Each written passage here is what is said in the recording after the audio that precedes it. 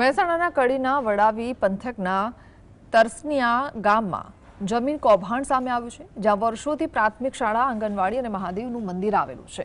તેવી કરોડોની કિંમતની 5.5 વીઘા જમીનનો દસ્તાવેજ અમદાવાદના એક બિલ્ડરે પોતાના નામે કરાવી લેતા ખળભળાટ મચી ગયો છે. આ અંગે પૂર્વ ધારાસભ્ય બળદેવજી ઠાકોરે આક્ષેપ કર્યો છે કે સરકારી અધિકારીઓની મિલીભગતથી ખોટા ફોટા અને સાક્ષીઓ ઊભા કરીને આશરે 25 કરોડની જમીન પચાવી પાડવાનું કાવતરું ઘડાયું છે.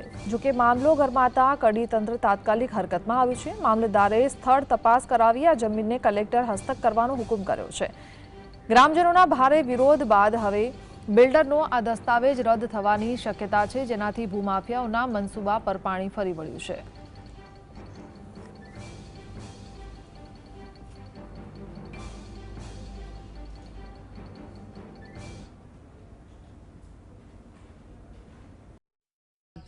આ 333 ની અંદર સ્કૂલ આવેલી છે, મહાદેવ આવેલું છે, આંગણવાડી આવેલી છે અને અમારા મકાનમાં એક પણ 10-15 મકાનની કોઈ પણ જઈ શકે એ પણ ગણતરી છે અને સ્કૂલ બી આવેલી છે.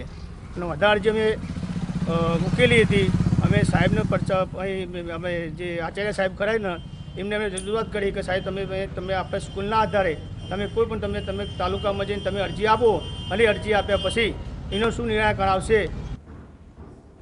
કે જે સર્વે નંબર જે 333 છે એમાં અમારે ધ્યાને આવ્યું કે ભાઈ આ વેચાણ જે દસ્તાવેજ થયો એ દસ્તાવેજ સામે જે પણ હકીકતો રજૂ થઈ એની વધારે માહિતી તમને સબ રજિસ્ટ્રાર શ્રી કડી પાસેથી મળી જશે.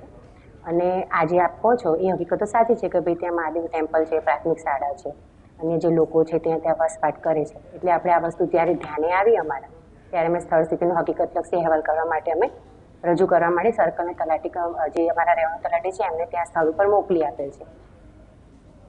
આ મામલતદાર, તલાટી અને ભારતીય જનતા પાર્ટીનો જે આગેવાન કહી શકાય, તાલુકા પંચાયતનો ડેલિગેટ કહી શકાય એવો દેવેન્દ્ર રાવળ, અલ્લેસરનો વતની, આ અને મામલતદાર બધાએ ભેગા મળી અને આ સર્વે નંબરનો ખોટો હુકમ કરાવ્યો છે. આ જમીન બિલ્ડર એવા મિનલ પટેલ સાથે દેવેન્દ્ર રાવળ ભેગા મળી અને એનું એ કામ કરે છે.